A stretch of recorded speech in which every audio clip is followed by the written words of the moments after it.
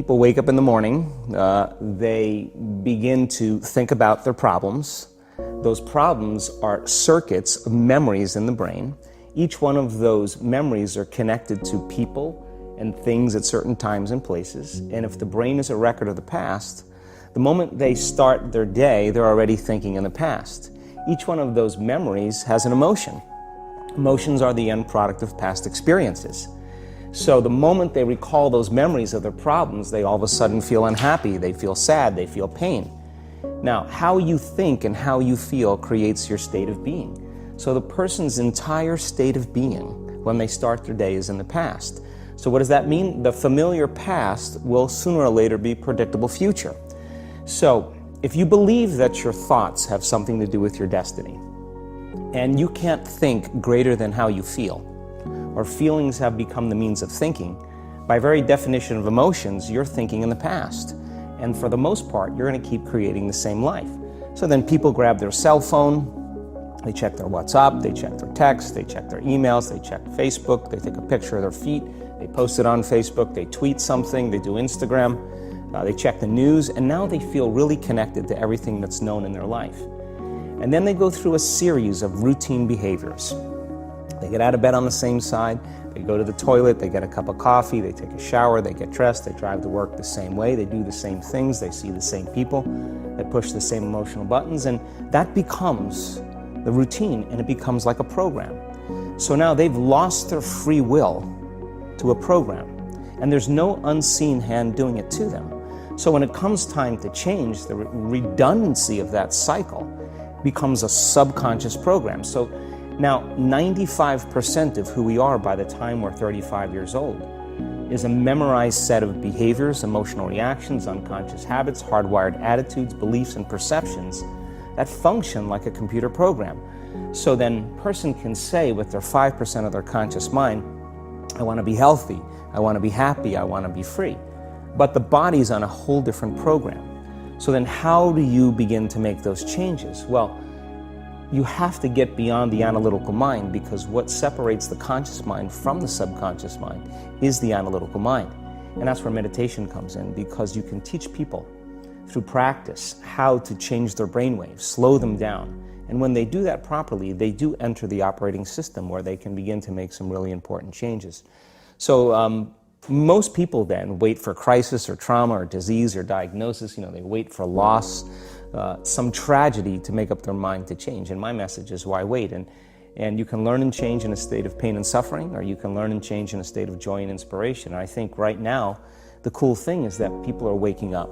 Most people spend 70% of their life living in survival and living in stress. So they're always anticipating the worst case scenario based on a past experience. And they're literally, out of the infinite potentials in the quantum field, they're selecting the worst possible outcome, and they're beginning to emotionally embrace it with fear. And they're conditioning their body into a state of fear.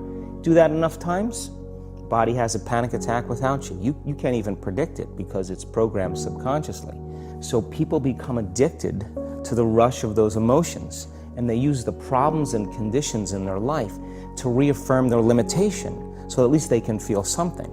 So now when it comes time to change, you say to the person, why are you this way? Well, every time they recall the event, they're producing the same chemistry in their brain and body as if the event is occurring, firing and wiring the same circuits and sending the same emotional signature to the body. Well, what's the relevance behind that? Well, your body is your unconscious mind.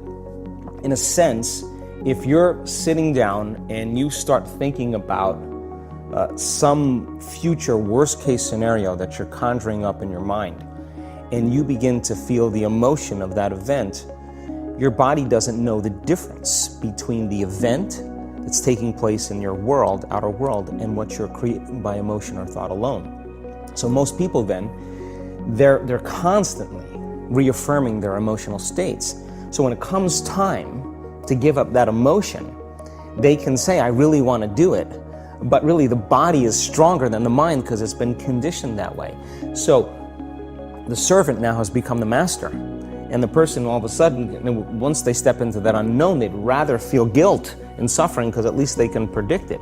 Being in the unknown is a scary place for most people because the unknown is uncertain. People say to me, well, I can't predict my future. I'm in the unknown, and I always say the best way to predict your future is to create it. Not from the known, but from the unknown. What thoughts do you want to fire and wire in your brain? What behaviors do you want to demonstrate in one day? The act of rehearsing them mentally, closing your eyes, and rehearsing the action. The rehearsing the reaction of what you want, or the action of what you want. By closing your eyes and mentally rehearsing some action. If you're truly present, the brain does not know the difference between what you're imaging and what you're experiencing in 3D world. So then you begin to install the neurological hardware in your brain to look like the event has already occurred. Now, your brain is no longer a record of the past. Now it's a map to the future. And if you keep doing it, priming it that way, the hardware becomes a software program. And who knows, you just may start acting like a happy person. And then I think the hardest part is to teach our body emotionally what the future will feel like ahead of the actual experience. So what does that mean? You can't wait for your success to feel empowered. You can't wait for your wealth to feel abundant. You can't wait for your new relationship to feel love, or your healing to feel whole. I mean, that's the old model of reality, of cause and effect, waiting for something outside of us to change how we feel inside of us. And when we feel better inside of us, we pay attention to whoever or whatever caused it. But what that means then is that from the Newtonian world is that most people spend their whole life living in lack, waiting for something to change out there. What do you mean the Newtonian world? Newtonian world is all about the predictable. It's all about predicting the future. But the quantum model of reality is about causing an effect. The moment you start feeling abundant and worthy, you are generating wealth. The moment you're empowered and feel it, you're beginning to step towards your success. The moment you start feeling whole, your healing begins. And when you love yourself and you love all of life, you'll create an equal. And now you're causing an effect. And I think that's the difference between living as a victim in your world, saying, I am this way because of this person or that thing or this experience. They made me think and feel this way. When you switch that around, you become a creator of your world, and you start saying, my thinking and my feeling is changing an outcome in my life. And now that's a whole different game, and we start believing more that we're creators of reality. And most people, when they have a thought, they just think that that's the truth. And I think one of my greatest realizations in my own journey was, just because you have a thought doesn't necessarily mean it's true. So if you think 60 to 70,000 thoughts in one day, and we do, and 90% of those thoughts are the same thoughts as the day before, and you believe that your thoughts have something to do with your destiny, your life's not going to change very much, because the same thought leads to the same choice leads to the same behavior creates the same experience, and the same experience produces the same emotion.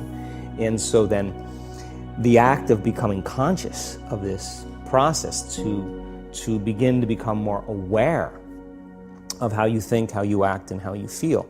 It's called metacognition. And so then, why is that important? Because the more conscious you become of those unconscious states of mind and body, the less likely you're going to go unconscious during the day. And that thought is not going to slip by your awareness unchecked, because it means to know thyself. The word meditation means to become familiar with.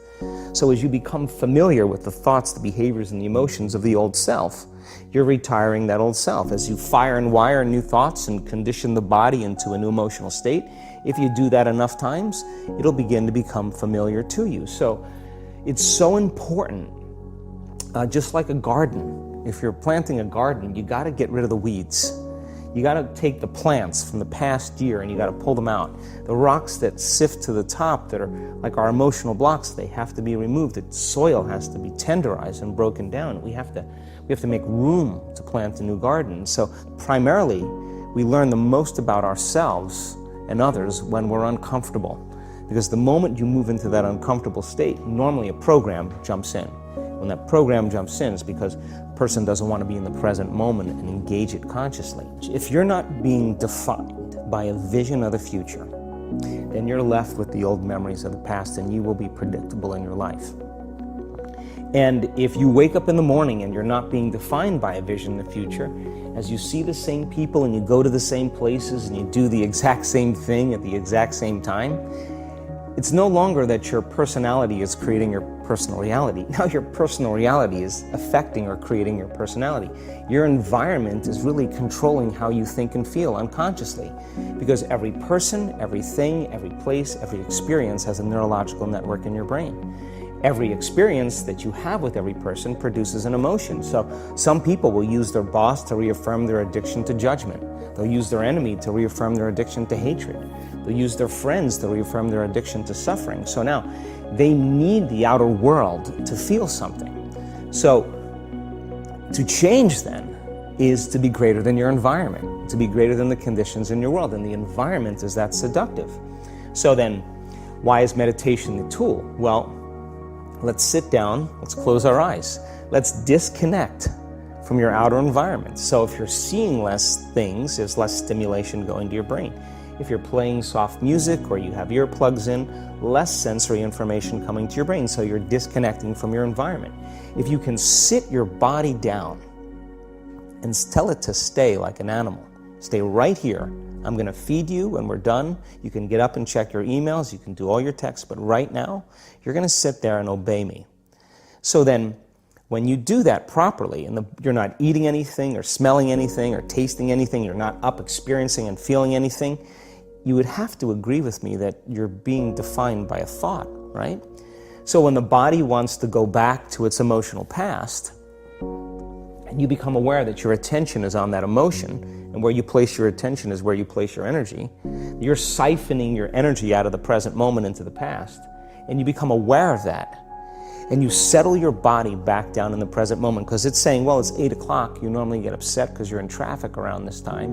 And here you are sitting, and we're used to feeling anger, and you're off schedule. Oh, it's 11 o'clock, and you usually check your emails and judge everybody. Well, the body's looking for that predictable chemical state. Every time you become aware that you're doing that, and your body is craving those emotions, and you settle it back down into the present moment, you're telling the body, it's no longer the mind, that you're the mind, and now your will is getting greater than the program. And if you keep doing this over and over again, over and over again, over and over again, just like training a stallion or a dog, it's just going to say, I'm going to sit. And the moment that happens, and the body's no longer the mind, when it finally surrenders, there's a liberation of energy. We go from particle to wave, from matter to energy, and we free ourselves from the chains of those emotions that keep us in the familiar past. And we've seen this thousands of times. In fact, we can actually predict it now on a brain scan.